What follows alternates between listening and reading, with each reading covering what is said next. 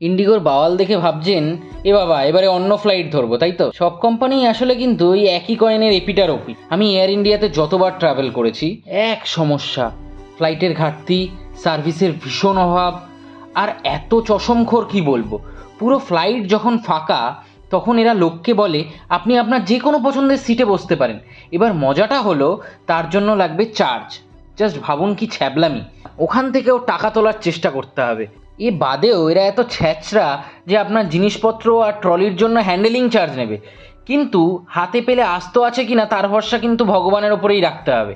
আখ ছাড় এরকম ঘটনা ঘটছে, কিছু নতুন নয়। সব কিছুতেই এরা নিজেদের চশমখোরপনার একটা ছাপ রেখে যাবে।